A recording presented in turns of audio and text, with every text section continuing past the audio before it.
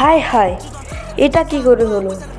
Bangladesh ICC tournament হেরে যাওয়ার কারণে বিসিবি শান্তকে ক্যাপ্টেন থেকে বাতিল করলো।